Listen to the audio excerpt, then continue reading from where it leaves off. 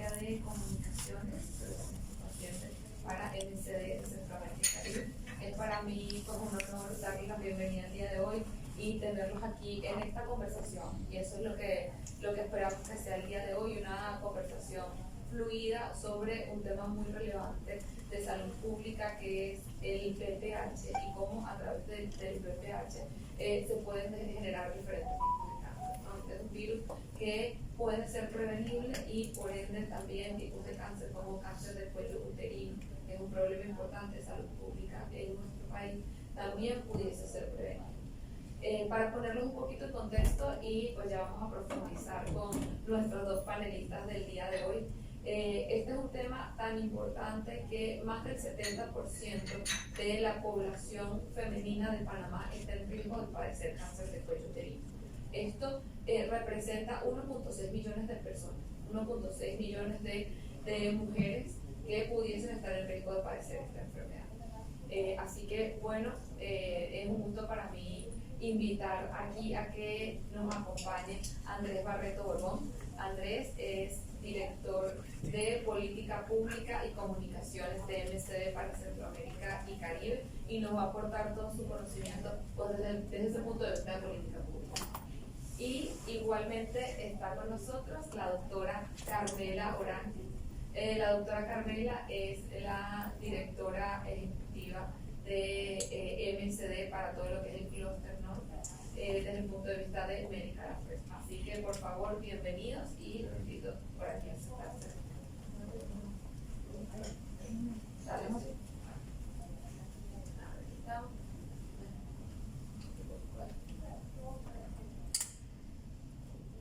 Bueno, muchísimas gracias y porque queremos empezar primero hablando de manera general sobre el VPH, así que voy a empezar con la doctora Carmela.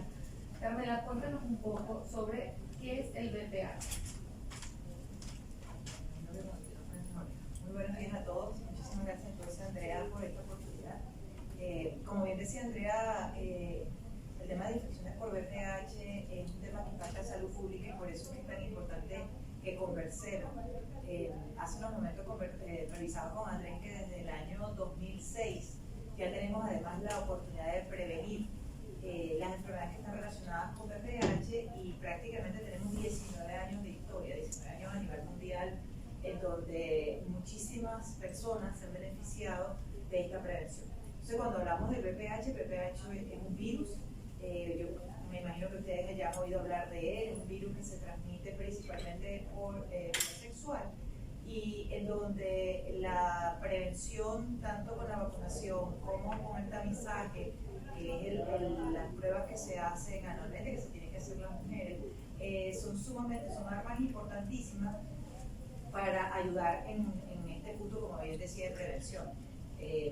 Una de las cosas importantes del VPH es, y lo decía Andrea ahorita, es que la mayoría de las personas, más del 50% de las personas sexualmente activas van a tener oportunidad de en algún momento estar expuestos al VPH.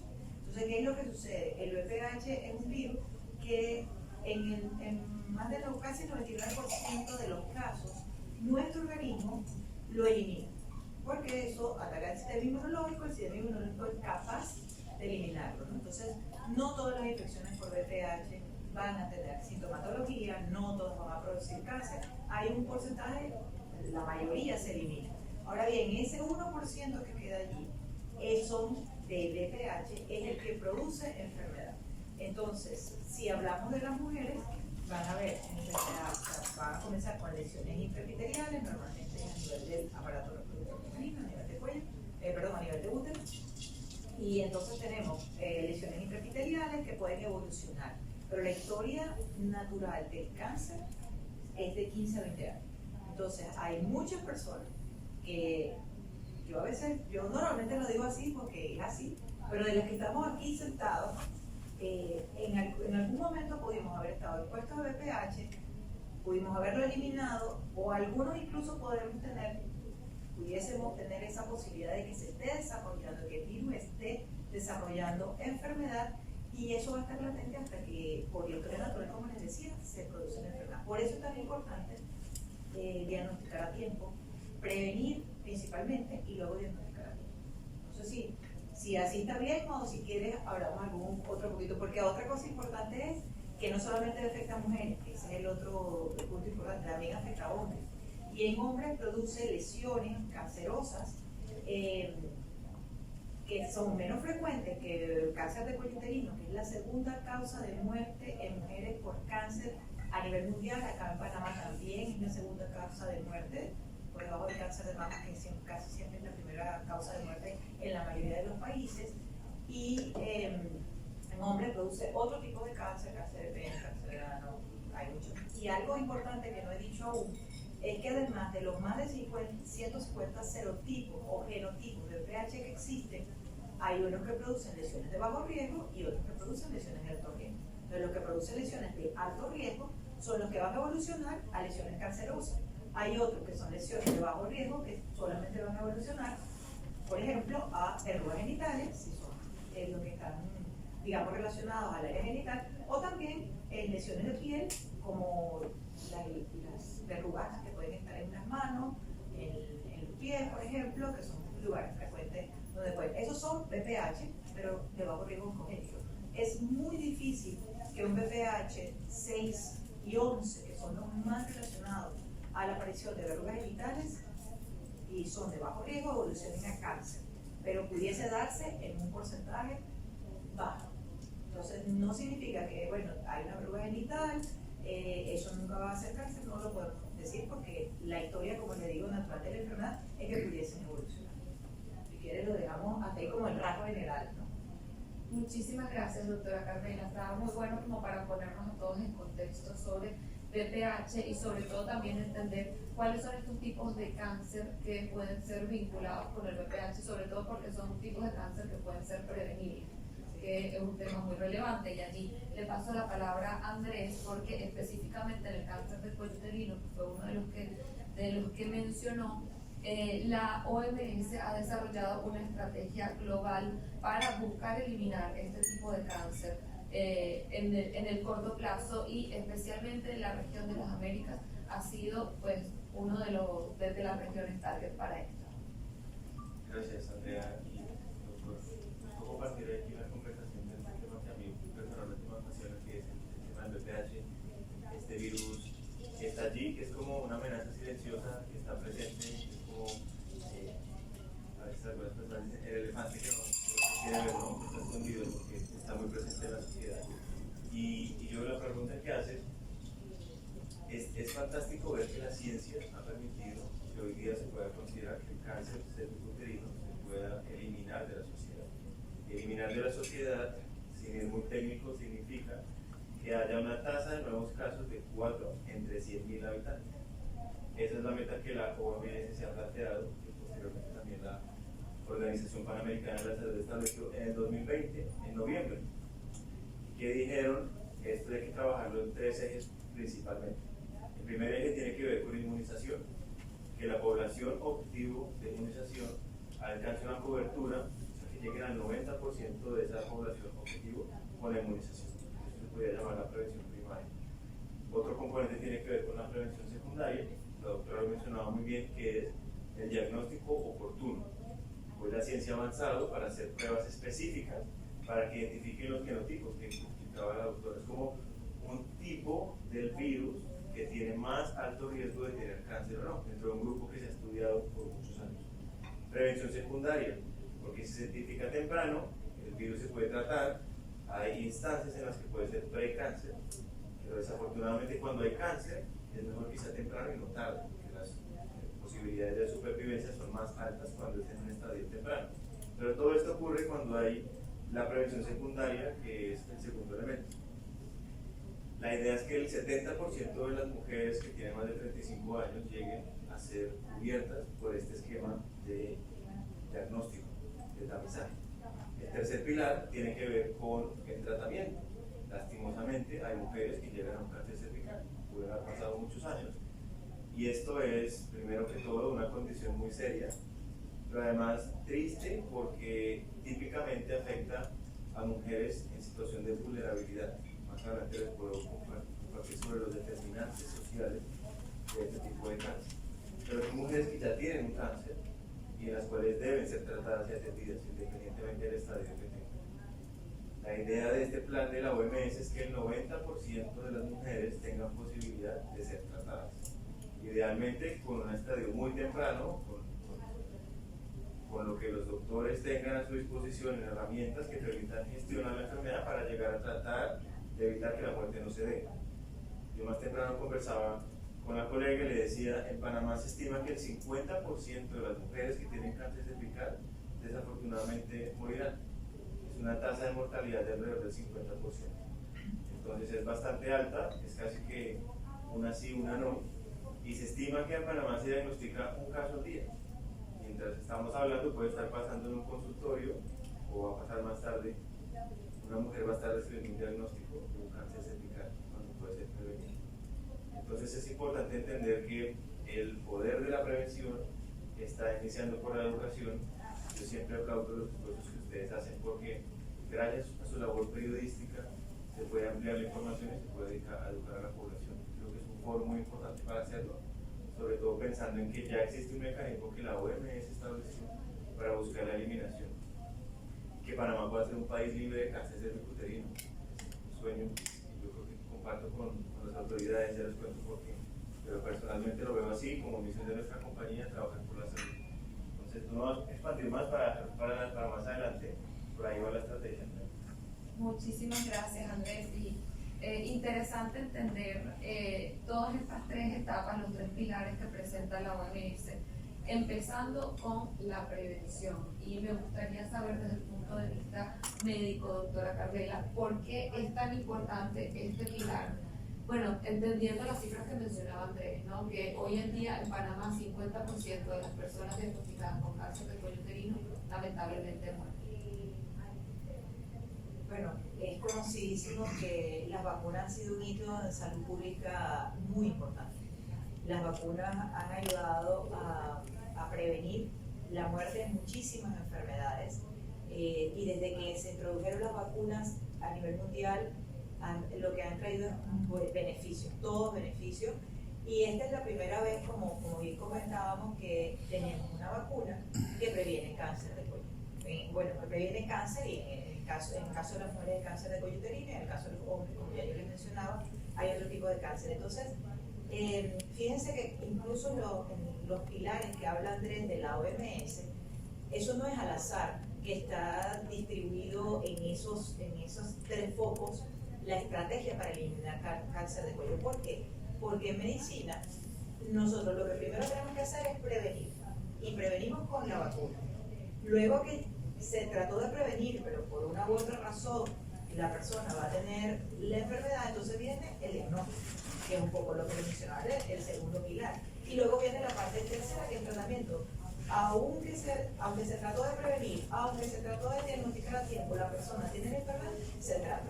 Entonces es muy importante que si nosotros podemos prevenir, y en el caso del cáncer de cuello uterino, hay un factor fundamental también que es la educación. ¿Por qué? Porque la prevención inicia a edades tempranas. Lo ideal, en el mundo ideal, es que la vacuna para prevenir cáncer de cuello uterino, la vacuna para prevenir lesiones por VPH, se administre antes del inicio de la actividad sexual. Por eso es que la indicación está aprobada por la FDA a partir de los 9 años. Panamá, si me permites agregar aquí un dato de salud pública, Panamá es uno de los países de Latinoamérica que tiene uno de los programas de inmunizaciones más robustos que hay. Se aprobó la vacunación en niñas a 10 años, fue lo primero. Luego en 2016 se incluyeron a los niños, que ya también habla de un tema de equidad, donde se está viendo no solamente vamos a proteger a las mujeres, vamos a proteger también a los varones. Y luego también entonces tenemos la protección en mujeres a partir de 15 años hasta 45, que es digamos, toda esta indicación, ¿no?, de prevención. Entonces es sumamente importante que se dé la vacunación porque es un pilar fundamental para la prevención. Además, los estudios de la vacuna han demostrado que la administración en niños antes de 15 años de 2 dosis y a partir de 15 años de 3 dosis, una eficacia, la vacuna tetravalente del 77% para prevención de cáncer de cuello uterino, y con la introducción de la vacuna nonavalente hay un aumento por la cantidad de genotipos que se están incorporando en la prevención a más del 90% de protección, de prevención. Entonces ahí además, primero que tenemos esos datos de protección y tenemos esos datos, y también tenemos datos de eficacia. Hay un nivel de eficacia altísimo demostrado en estudios clínicos de fase 3, en donde se menciona y se demuestra además que la vacuna es eficaz y que la vacuna además, la protección dura en el tiempo. Hay una cohorte de pacientes, yo no sé si ustedes lo han escuchado nombrar, pero es los estudios nórdicos. Los estudios nórdicos, porque en ese grupo de población donde se introdujo la vacuna, se logró hacer un seguimiento a los 10 años y ahorita va a seguimiento a los 18 años. Y en todos los cortes de los estudios se ha demostrado que la eficacia, o sea, los niveles de anticuerpos prevalecen en el tiempo, lo cual asegura que haya una prevención y una protección. Entonces creo que con esto espero haber respondido a tu pregunta, que la prevención es fundamental. Y hablaba el tema de la educación porque lo más importante también es que la población esté educada sobre estos beneficios de la prevención, para que las personas conozcan que tienen esta posibilidad de prevenir cáncer a través de una vacuna y que puedan acudir a los centros vacunatorios. Aquí en el gobierno de Panamá, como están haciendo cada vacuna, y pueden ir a los centros a que se vacunen. Entonces eso sería súper importante. Muchas gracias, doctora. Y aprovecho que toca el tema de Panamá, porque Panamá ha sido precursora en este tema. Ya llevamos, pues, ya vamos para 18 años vacunando contra el VPH a niñas. Como mencionaba, hoy en día está aprobada la vacunación para niños y niñas de 10 años de manera gratuita en todos los sitios.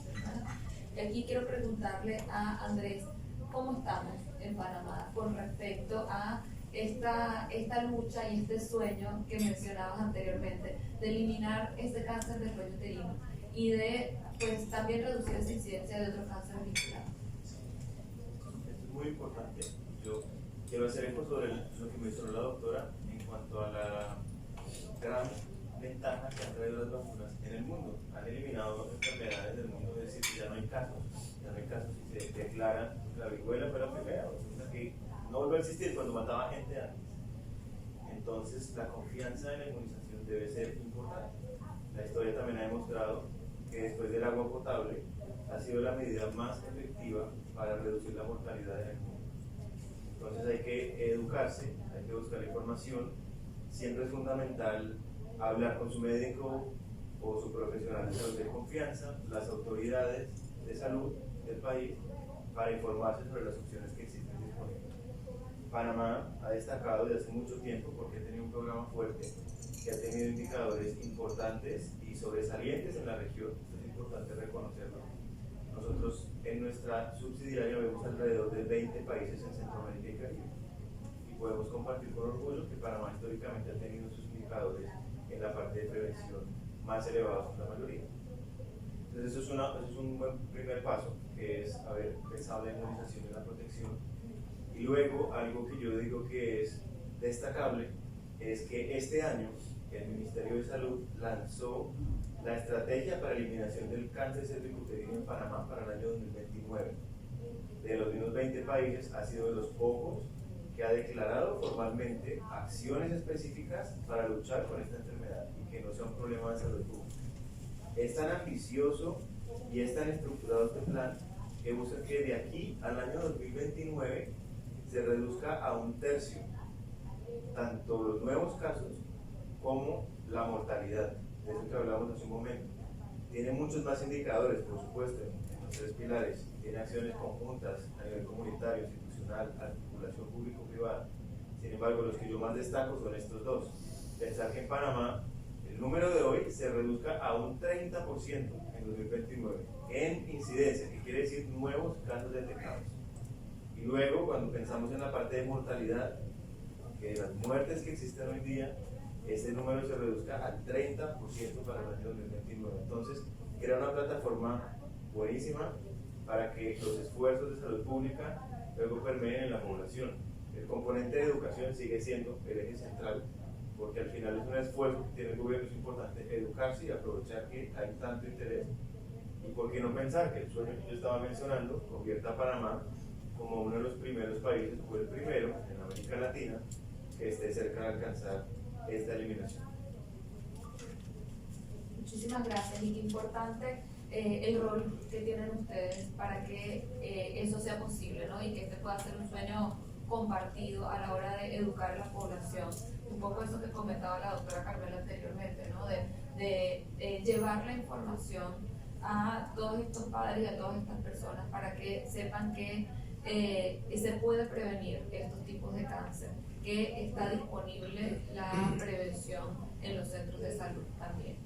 Y allí, pues siguiendo con dónde está Panamá, sí me gustaría que nos contara desde el punto de vista médico qué quiere decir el cáncer de cuello uterino para Panamá, cómo es la incidencia, cómo estamos viendo. Sí, bueno, creo que ahorita ya Andrés había mencionado un poco, y yo le decía al principio, el cáncer de cuello uterino es la segunda causa de mortalidad por cáncer en mujeres en Panamá. La cifra de una mujer diagnosticada diario es digamos, lo que se ha visto a nivel de, tomando en cuenta las estadísticas. Aproximadamente estamos hablando de más o menos nuevos casos al año, que pueden ser cerca de más de 364 casos más o menos al año. Y la mortalidad, estamos hablando de, como les digo, segunda causa de mortalidad por cáncer en mujeres, que también es una mortalidad que es alta. Entonces, aquí lo importante de las cifras es, yo siempre hablo, o siempre pienso que es un poco también colocar el rostro a la cifra. Cuando nosotros estamos hablando de que diariamente se diagnostica una mujer con cáncer de cuello uterino en Panamá, que puede o no morir dependiendo del estadio en que se diagnostique, de las condiciones, tenemos que pensar en una mujer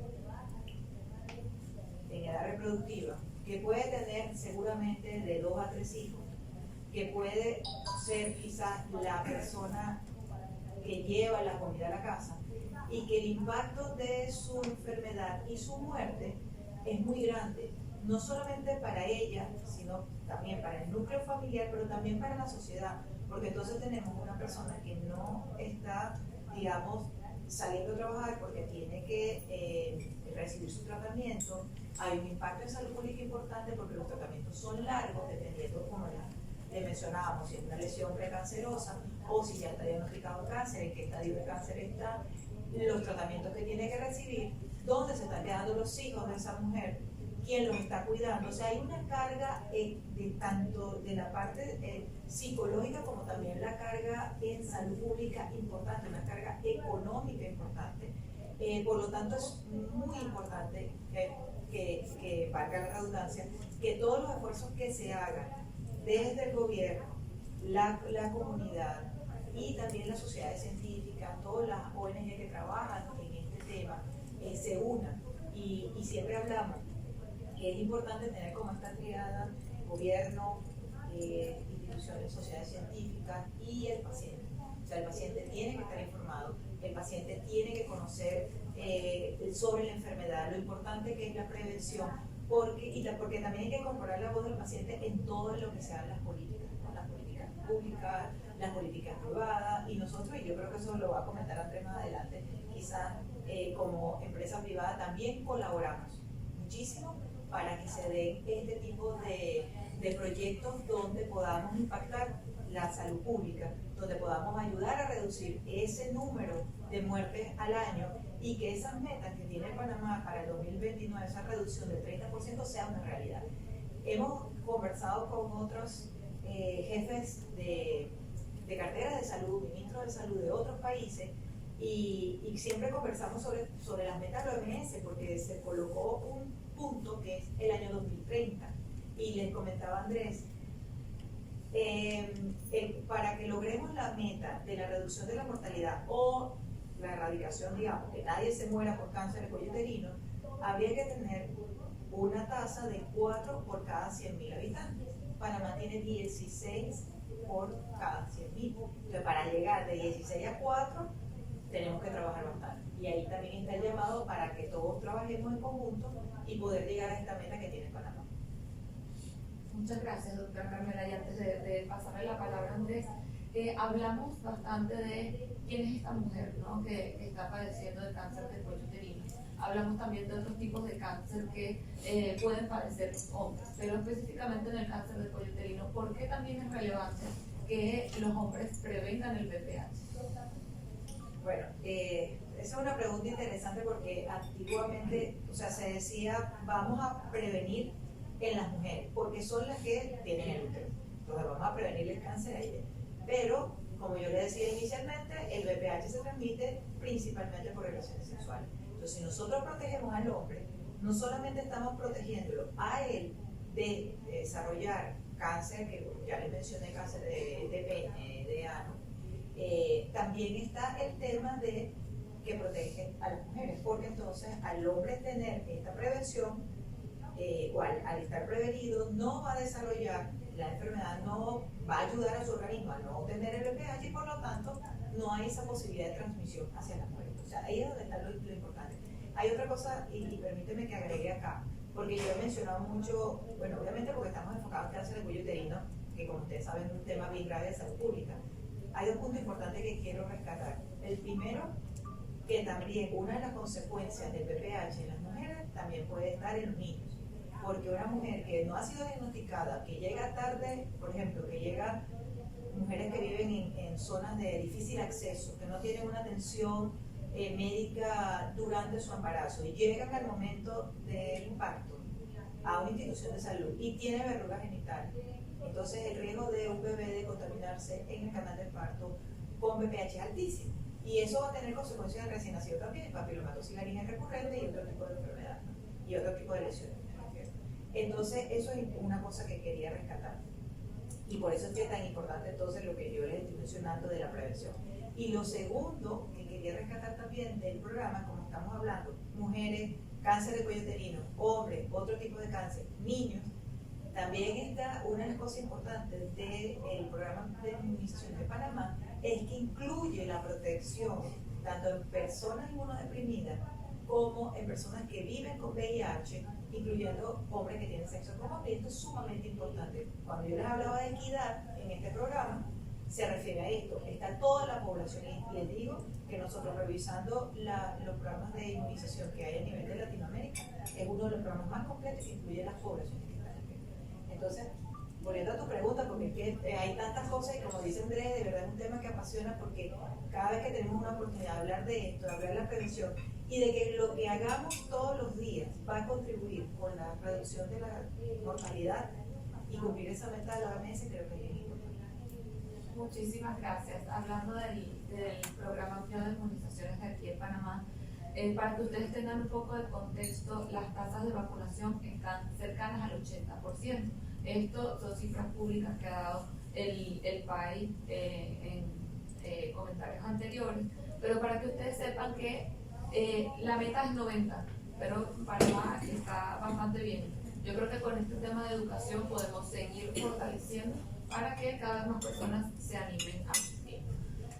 Y pues con esto en este paso también a Andrés, tomando en cuenta algo que comentó la doctora Carmela, y es los rostros, ¿no? Realmente, más allá de números, más allá de data dura, ¿cómo humanizamos esto, no? Y allí la pregunta para ti, Andrés, es ¿cuál es el impacto social de esta enfermedad y cuál es el impacto también económico para el sistema de salud? Esto es importante, yo les comentaba más temprano sobre lo que se llaman determinantes sociales. Particularmente para el cáncer uterino, se ve que típicamente su mayor parte está presente en mujeres en condiciones de vulnerabilidad de algún tipo. Población que puede estar aislada, como mencionaba la doctora Carmela, población con bajo nivel de escolaridad, población que tiene situación de pobreza, cualquiera de las denominaciones que pueda tener, población que pueda estar de pronto migrante, pero también población que pueda estar en otras condiciones de marginalidad, en una exposición adicional. Se ha visto también casos en zonas en el mundo, así como se ven esas tasas de baja escolaridad y de bajo conocimiento o educación en general, pero también educación sexual, en esas comunidades que se puede presentar también altos índices de embarazos no intencionados, también hay mayor actividad sexual temprana.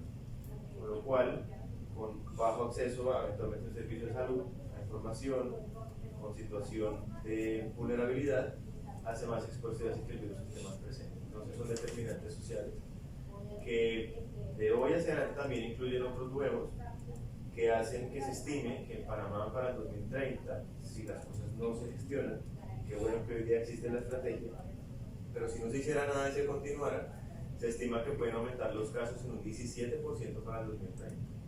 Y no logramos aterrizar específicamente para el 2040 en Panamá, pero en Centroamérica se estima que sea el 40% de incremento, en vez de reducir, que vaya aumentando. ¿Por qué? Hay otras condiciones sociales, otros determinantes, como por ejemplo la urbanización. Las personas van llegando a las ciudades, hay más contacto persona a persona, hay más actividad también sexual. Vemos que en la ciudad también se presenta inicio temprano de relaciones sexuales.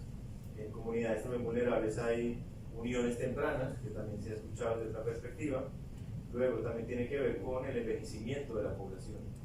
Personas que han estado expuestas históricamente al virus, acá en Panamá afortunadamente se ha iniciado hace mucho tiempo, entonces hay una gran población protegida, pero también hay una que no está protegida, pero va envejeciendo, un virus que ha estado presente mucho tiempo puede causar más cárceles.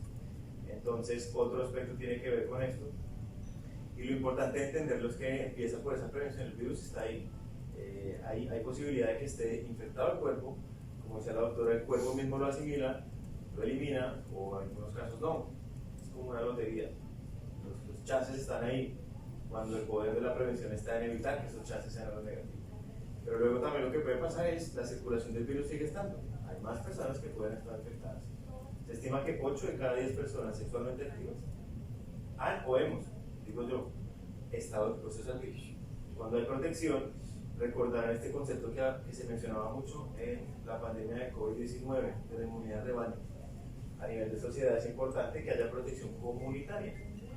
Un varón protegido es un vector menos, vector técnicamente hablando porque transmite, que va a contagiar a las mujeres. Una mujer protegida, su cuerpo va a reaccionar ante el virus y no va a desarrollar algo más. Entonces, la protección comunitaria también es importante en esa colectividad de protección de salud.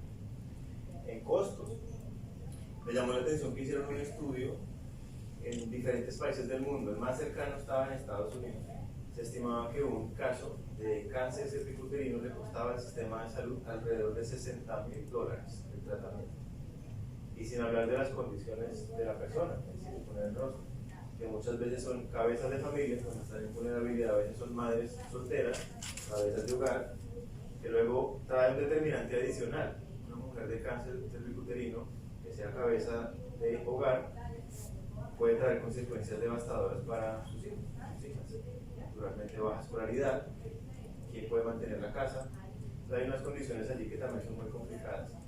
Si ponemos en contraste el costo de los 60,000 estimados que vieron en México en el estudio frente a la inmunización, les puedo decir que está con el 0.00000, así con cálculo rápido de lo que le puede costar al gobierno. Por eso se vuelve más efectiva la perspectiva de prevención, sobre todo pensando de nuevo en las proyecciones, y la situación no cambia, siguen en aumento al doble dígito al 2030 y al 2040. La oportunidad está hoy, y felicitando que el gobierno ha lanzado una estrategia de eliminación, está todo para que estas personas tengan la posibilidad entre todos. Tengo que decir, yo estoy protegido, ¿no?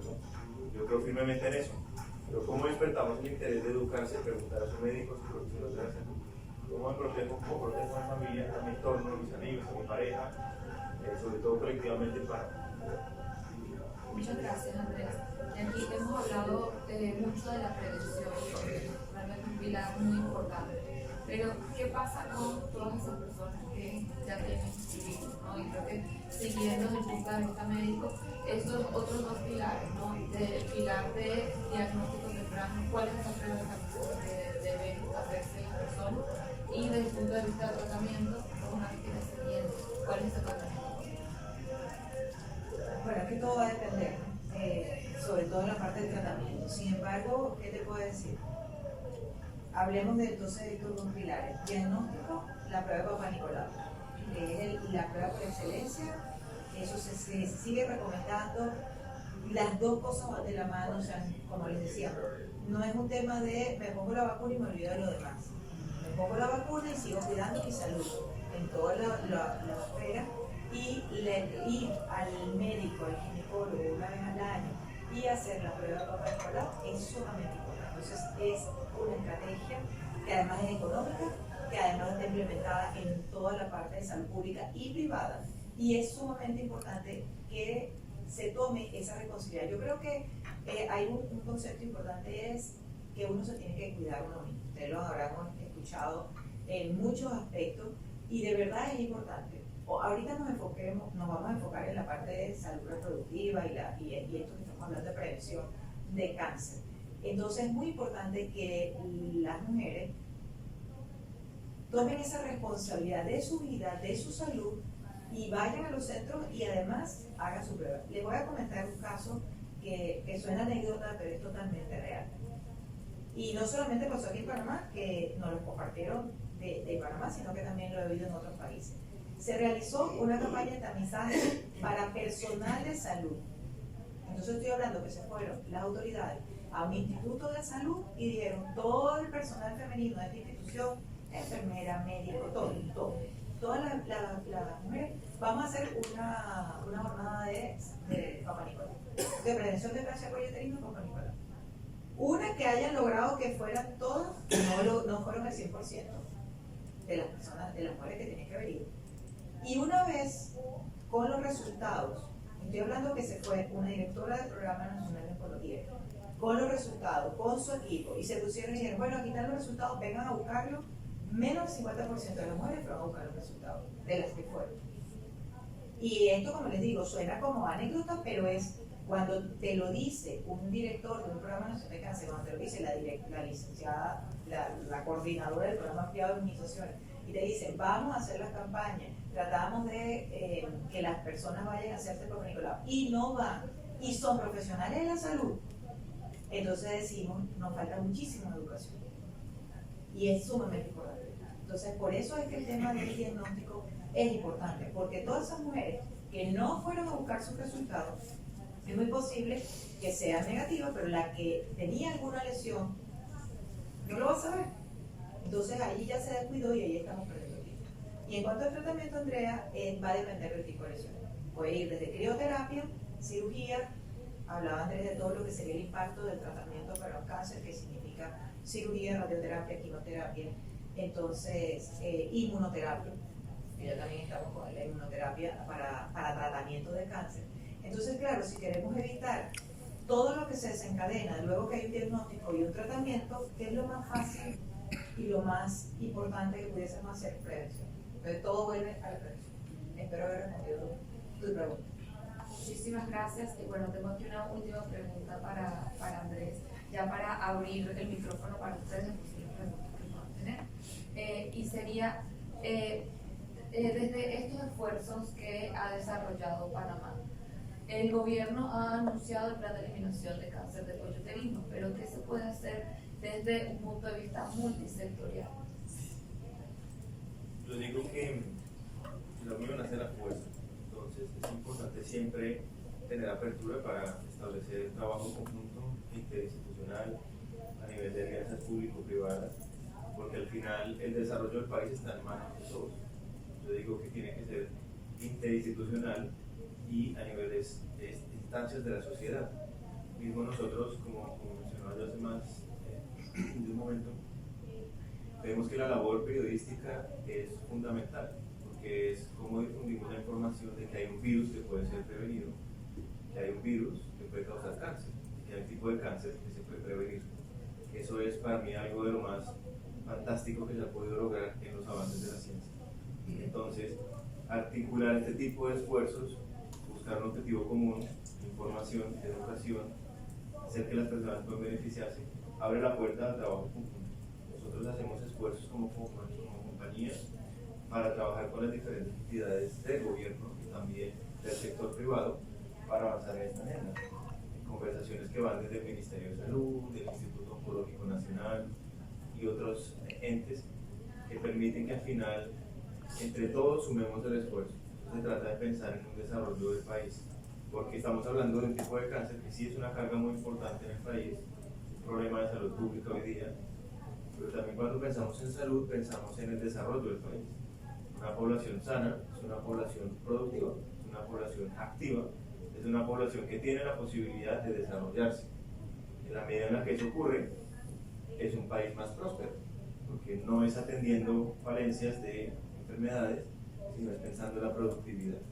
Entonces, ese motor de la salud permite también que se aten los diferentes elementos del desarrollo de la sociedad, a nivel económico, a nivel social, a nivel educativo y desde el pilar de salud.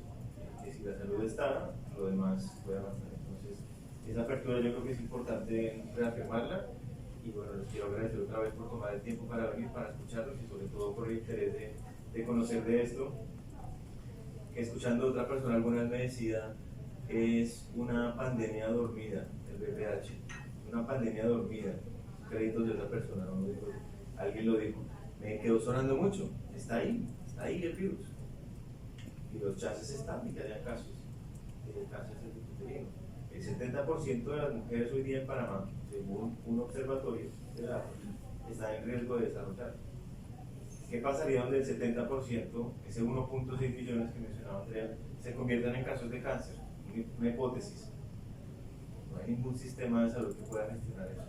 No hay una sociedad que aguante ese golpe tan fuerte. Entonces, la oportunidad está en gestionarlo de forma positiva, reduciendo el riesgo, educándose, informándose, consultando profesionales de la salud con el poder de la prevención. Muchísimas gracias, Andrés. Muchísimas gracias, doctora Carmena. Y aquí quiero abrir el espacio para posibles preguntas que puedan tener.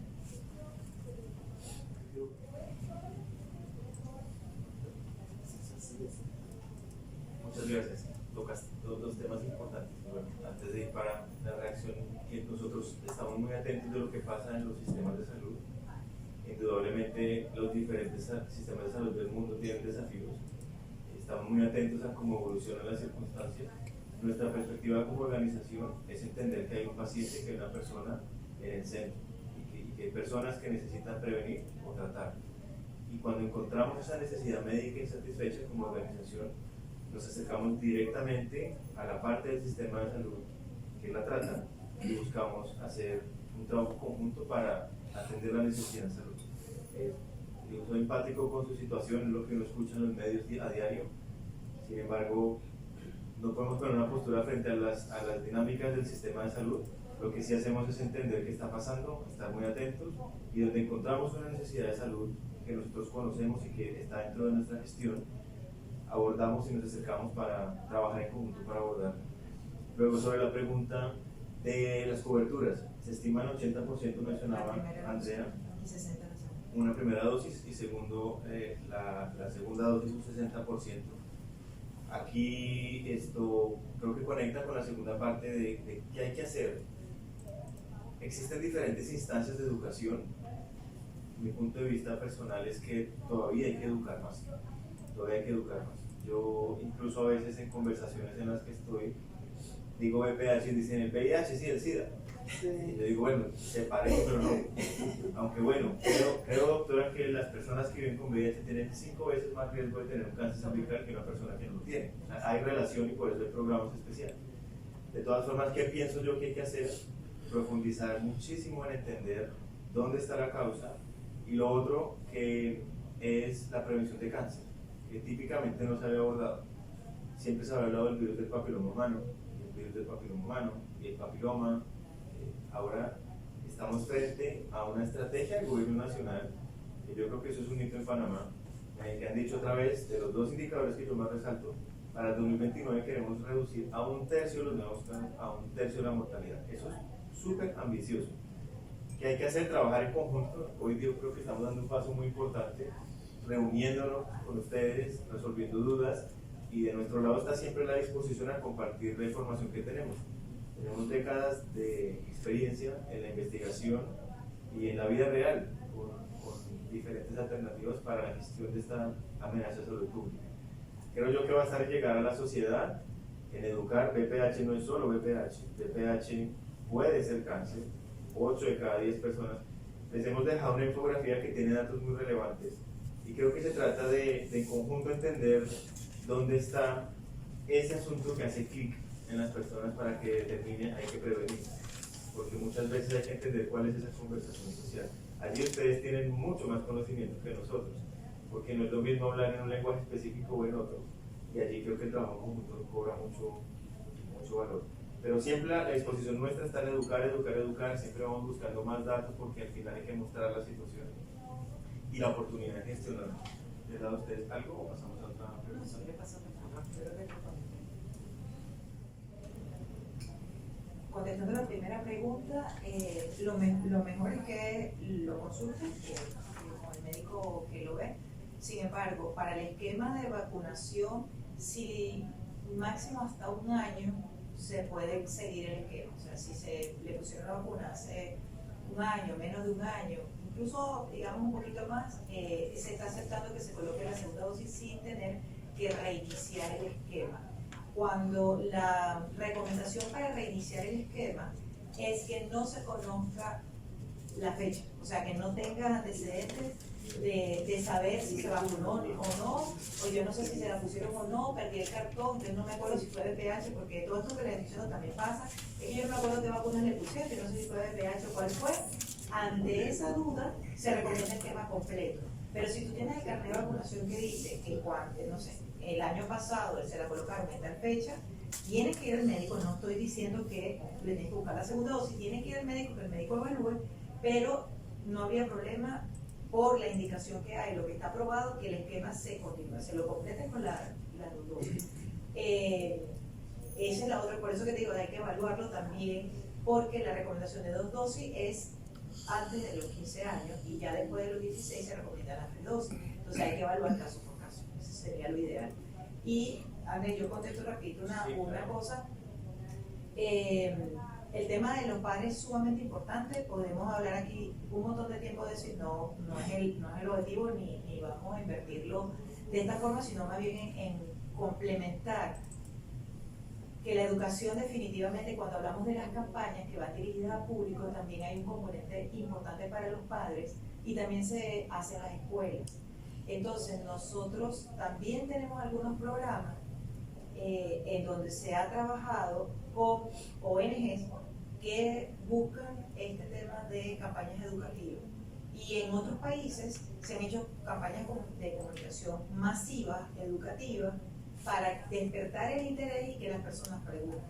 Pero definitivamente este tema de abordarlo con los padres, que también tiene que ver en las escuelas, ya es un programa que es bien ambicioso porque involucra, o sea, nosotros no podemos ir directamente a unos padres en una escuela, pero sí a través de acuerdos de colaboración. Y quizás aquí, Andrés, tú vas a complementar.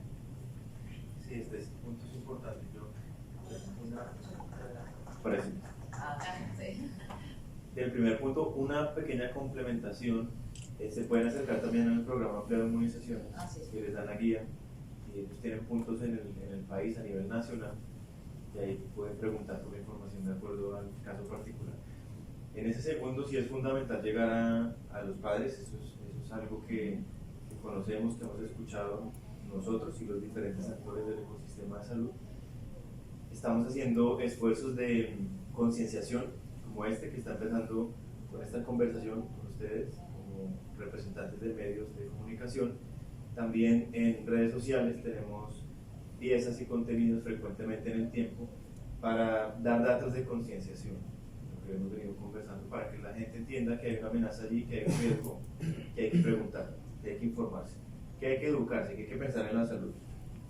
Y de otro lado, siempre estamos abiertos, como decía la doctora, en trabajar con las organizaciones y con las entidades que se permita darle un giro a cómo hoy se entiende que esto puede ser, como decía el experto, ¿no? La pandemia dormida.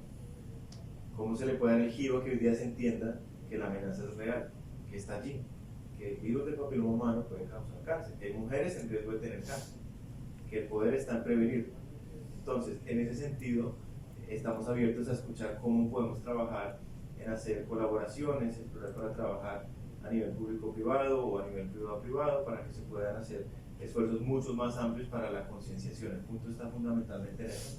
Y bueno, si ustedes también tienen ideas de lo que ustedes conocen mejor que nosotros, de la audiencia, de la conversación social, pues siempre estamos también abiertos a escuchar. Gracias. Síguenos. Buenos días. Lo ha comentado Andrés, el tema es que es silente, no hay síntomas.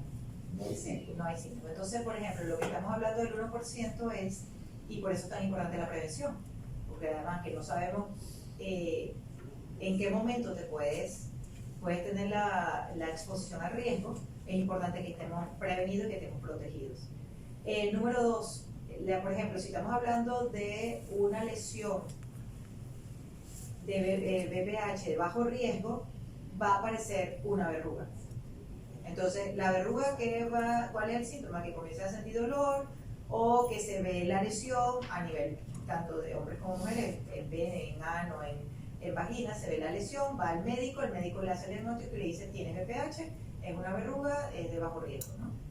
Eso en cuanto a las lesiones de bajo riesgo. El cáncer, como yo te decía, el cáncer de cuello uterino es variable, o sea, la historia natural de la enfermedad es que más o menos puede tardar 15 años en aparecer los primeros síntomas, 15 a 20 años. Sin embargo, conocemos de casos de genotipos de BPH agresivos, muy agresivos, que pueden desarrollar, o sea, que donde las mujeres pueden desarrollar cáncer en un tiempo muy, muy corto. ¿Y por qué te lo digo? No es porque se sepa, bueno, es que la exposición, o sea, con esta relación sexual fue que yo adquirí el BPH. Eso no existe. O sea, eso no existe, lo primero. Ahora, cuando decimos esto, yo les estoy diciendo, en poco tiempo puede desarrollar el cáncer, es porque vemos la edad y relacionamos varios factores. Por ejemplo, yo conocí una paciente que en el momento en que yo la conocí, ella tenía 19 años. Y con 19 años ya tenía un diagnóstico de una lesión premaligna. Y esas lesiones, o sea, lamentablemente ella desarrolló, luego porque ella se desapareció, por eso digo, hay varios factores allí, luego desarrolló cáncer. Hay una muchacha también, y fue uno de los primeros casos además, porque esto ya es anécdota personal y me disculpan por eso. Yo estaba en uno de los ambulatorios y estaba con médico de energía, y ella viene, 24 años, 4 hijos, a los 24 años, y ya tenía diagnóstico de cáncer de cuello, con 24 años.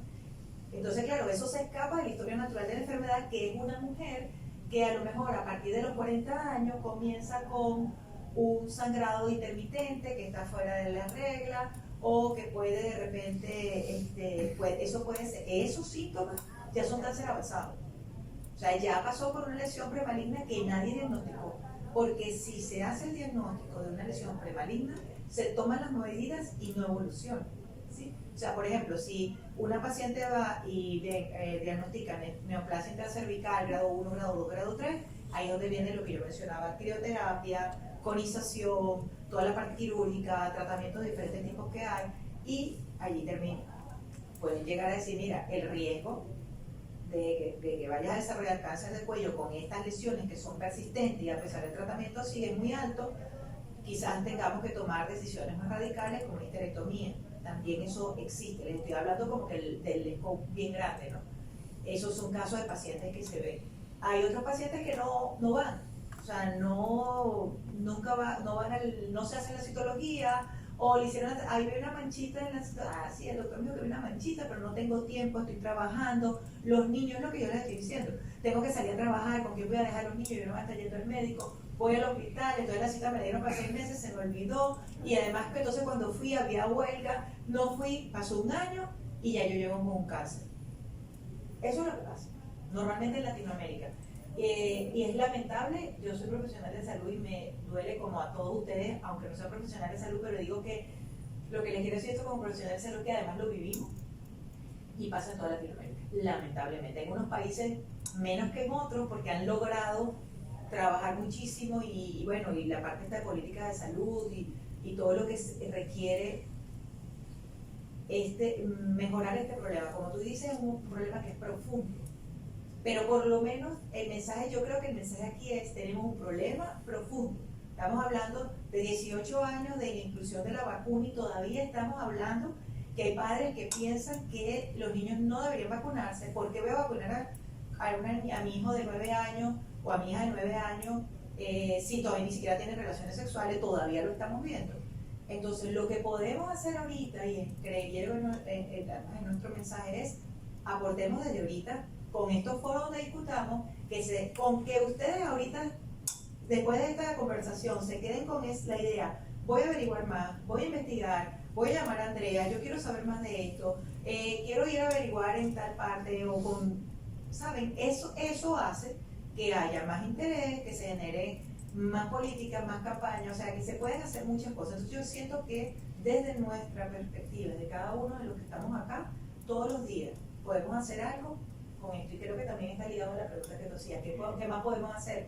Todo esto que estamos haciendo es importante, porque muchos de ustedes han manifestado, yo no sabía que esto era así, y créanme que cada vez que alguien me dice eso, cuando yo tuve la oportunidad y el privilegio de ir a la fábrica a nuestra planta de manufactura donde se fabrica la vacuna, y escuchábamos esto, yo soy pediatra de formación, los pediatras sabíamos de vacunación, pero no hablábamos de BPH, solo manejaban los ginecólogos, y vino ese entrelazamiento de las profesiones y decir, ahora hablamos de todo, hablamos de esto, y los pediatras tenemos que saber de esto también, porque es un tema que atañe y que desde más temprano lo prevengamos mejor.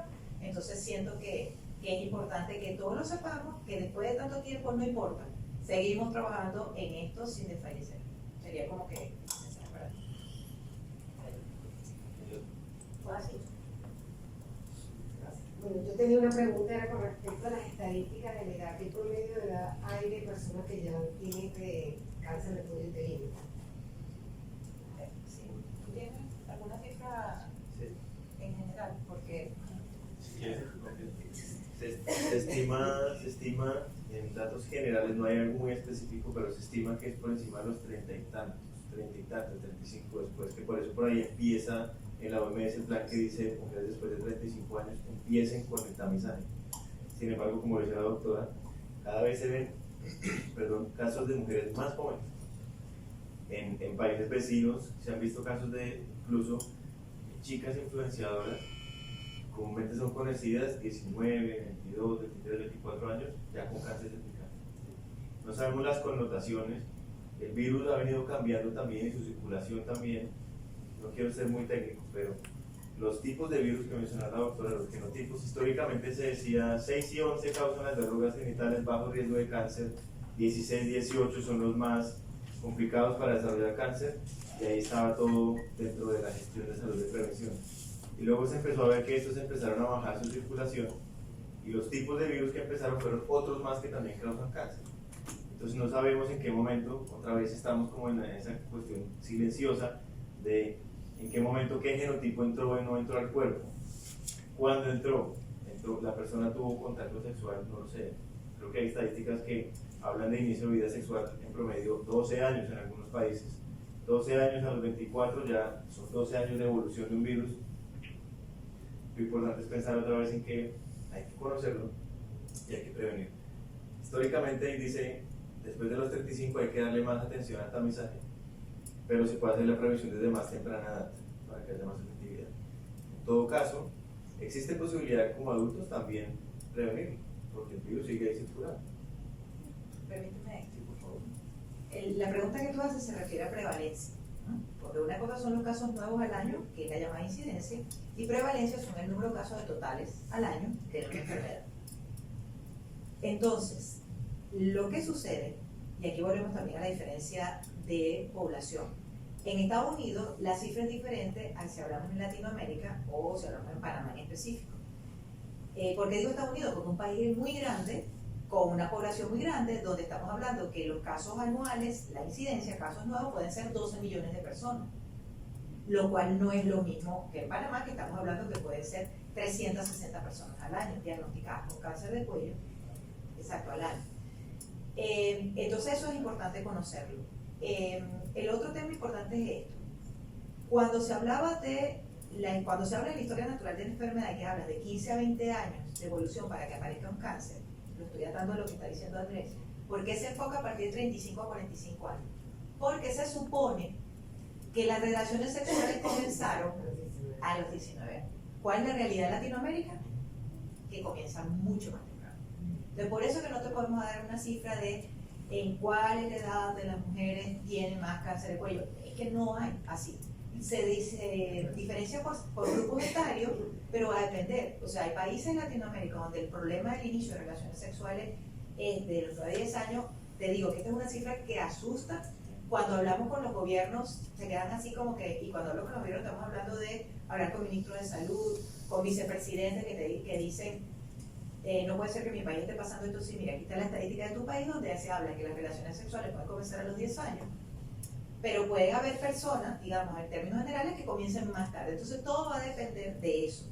Pero ¿qué se ha hablado? Si tú tomas la base de un inicio de actividad sexual 18, 19, 20 años, a partir de los 35 pueden comenzar a poder tener un diagnóstico de una lesión. Y por eso es que se enfocan en estas mujeres para hacer los diagnósticos, para que no, porque se sabe que en esta primera etapa yo soy joven, yo soy fuerte, yo estoy de fiesta, yo estoy trabajando, yo no le hago caso y no me voy a estar haciendo ninguna citología, soy señora más adelante. Ya después que entonces tú tienes 35 años, que no eres ninguna señora, todavía eres una mujer joven, bueno, la juventud podemos ponerle sin límite, podemos dejarlo sin límite. Pero me refiero que a los 35 años dices a lo mejor, no, tanta insistencia, bueno, voy, porque es que bueno, tengo 35, voy a ir, resulta que ya yo tengo una lesión que yo nunca vi. Y puede ser la que te llega a los 40. Entonces, ese es el tema. Pero en nuestros países se ve que lo que yo les decía, a los 24 años puede haber casos de cáncer, o a los 20, y va a depender. Creo que toca diferentes aristas. Lo primero, reconocer que sí, personalmente tengo que decir que sí, a veces no somos tan juiciosos como deberíamos. Personalmente, no sé si mis colegas lo comparten, ¿verdad? Entonces sí hay una responsabilidad, primero, que está en la mujer. Típicamente, cuando está más pequeño, la mamá le dice a uno, pilas, los chequeos, si no luego la esposa, que lo cuida uno, no debería ser así, pero uno es desjuiciado. Entonces viene una primera responsabilidad en que la mujer sigue siendo este pilar fundamental de la familia, y si la mujer no está protegida, pero ¿quién está pendiente de los demás? No quiero que esto suene machista, perdón, no es mi intención, no lo veo de esa forma, sino que quiero decir es, la mujer es tan importante para nosotros que hay que protegerla. Primera protección. Segunda protección es compartir la responsabilidad de la salud. Si yo tengo mi pareja, yo estoy vacunado, particularmente yo, mi esposa también, pero los dos estamos protegidos. Entonces, si se protege mi pareja, me protejo yo. Ahí hay una perspectiva de segunda responsabilidad. Entonces creo yo que es importante ver las dos cosas. Y luego a nivel de sociedad, viéndolo más en términos epidemiológicos, los expertos hablan en salud pública, la reducción de la transmisibilidad del virus, cuando coge menos fuerza, es cuando hay más personas protegidas. Es este virus. Y de nuevo, creo que lo aprendimos bastante con la pandemia de COVID-19, que decíamos, bueno, ¿cuánta gente está vacunada? Y todos los días salíamos en los gobiernos a ver las noticias. Ya llegamos a tantos, a tantos, a tantos. Si llegamos a tal meta, inmunidad de rebaño. Porque si todos estamos protegidos, el virus no va a tener un efecto que desencadene pues, algo más complicado. Entonces viene siendo el tercer componente a nivel sociedad. Primero la responsabilidad, pienso yo, del valor que tiene la mujer, pensar en proteger a nuestras mujeres, es muy personal. Segundo, de la responsabilidad compartida, salud en pareja, pero también en familia, de cómo entre todos nos cuidamos. Y el tercero a nivel de sociedad, de despertar esa conciencia de que es salud pública y protección. Permíteme, corto, por favor. Voy a ver porque hay un tema importante acá y es el tema de equidad. Entonces, ¿qué es lo que sucede? Se lo comentaba al principio. Cáncer de cuello uterino es la segunda causa de muerte por cáncer en mujeres a nivel mundial. El único que lo pasa es el cáncer de mama. Entonces, por eso estaba el comentario de la colega, donde decía, en octubre todo el mundo habla de cáncer de mama, ¿por qué no se habla así del cáncer de cuello uterino? Es verdad. ¿Por qué? Porque lo que sucede es que a nivel de impacto de salud pública, la mortalidad por cáncer de mama es más visible. ¿Por qué? Porque, por ejemplo, un cáncer triple negativo que se ve en mujeres jóvenes, productivas, que no tenían ningún síntoma y además son muy agresivos y con una mortalidad altísima, eso tiene más impacto en salud pública. Se oyen más los casos, tan joven que era, mamá de 2 hijos, tan linda, mira, y se murió, le diagnosticaron y se murió a pesar de lo que se trató, el tratamiento que se hizo. Entonces, claro, La mortalidad por cáncer de mama es algo que tiene un impacto grandísimo, es la primera causa. El cáncer de cuello uterino es la primera causa en algunos países, pero generalmente la segunda o la tercera. Entonces el impacto es mucho menor, estamos hablando de millones de mujeres menos con respecto al cáncer de mama. Y cuando se inició las campañas de prevención, para hablar de prevención de cáncer de cuello uterino por la vacuna, era visibilizar el problema, porque no se conocía tanto como el de mama. Entonces viene por ahí este tema. Entonces, comenzamos tal cual, prevención de cáncer de cuello uterino, ya tenemos 18 años trabajando en esto para visibilizarlo, como les decía yo al principio, o al principio no, ahorita que estamos comentando, todavía nos hace falta mayor conocimiento. O sea, si es un poquito la reflexión que uno hace, si yo hoy estoy escuchando esto y yo no sabía el impacto que tiene, imagínate tú las personas que no tienen acceso a la educación, las personas que no tienen acceso a este tipo de foros, las que no tienen acceso a escuchar ninguna campaña, ni del gobierno, ni nada, que no tienen, porque viven en poblaciones alejadas. Entonces eso es un factor importantísimo que hay que tomar en cuenta. El otro tema es que cuando tú hablas de los hombres, también es importante, y lo comenzamos a incluir como un tema de equidad, y por eso yo mencionaba la equidad no solamente un concepto, es, si yo quiero proteger a mi población, obviamente comienzo con la población que está más en riesgo, y la que se me está muriendo más, entonces comienzo con las mujeres por el impacto de cáncer de cuello uterino, pero al mismo tiempo comienza a decir, mira, pero ya va, también tienes un porcentaje menor de aparición de cáncer de pene, cáncer de ano, o sobre todo en poblaciones que tienen, hombres que tienen sexo con hombres, las poblaciones que viven con VIH, que tienen un 3 veces más riesgo de desarrollar un cáncer de cuello, vamos a incluirlos en la vacunación. Entonces sí hay campañas, pero no tiene que ver, ¿sabes? ¿Por qué siempre las mujeres y por qué no los hombres, si los hombres también son responsables? Es por eso, es por el impacto de salud pública, pero ya desde hace años se está trabajando. Tú preguntabas qué campañas están haciendo local o puede ser regionales. En muchísimos países se están haciendo todas las campañas para incluir hombres. Hay, particularmente en uno de los países donde nosotros trabajamos, bueno, particularmente en donde yo tengo mayor responsabilidad, ¿no? Que estoy como más cerca, hablaban de la invitación de hombres a las consultas con las mujeres. Porque si el esposo acompaña a la esposa con el ginecólogo, tiene oportunidad de hacer más preguntas, de entender más de la enfermedad y decir, bueno, yo me voy a vacunar. Porque entonces el otro tema es, si la vacuna es para proteger el cáncer de cuello uterino, pues me tengo que vacunar yo. Y además, yo soy heterosexual. Y además, ¿sabes? Y ahí te van poniendo varias cosas porque es desconocimiento. Entonces, por eso es importante la educación. Y si hay campañas, sí se están haciendo campañas a nivel de toda Latinoamérica, y son campañas, como te digo, hay muchas que están organizadas por sociedades científicas, la Sociedad de Pediatría, la Sociedad de Ginecología, el gobierno, en todas las campañas también se están haciendo, y hay empresa privada, empresa pública que también se están haciendo. Sí se están haciendo, se sigue trabajando, pero obviamente no ha llegado tanto como la de cáncer de cuello uterino, o sea, se sigue trabajando en eso. Muchísimas gracias. No sé si alguien tiene alguna pregunta adicional.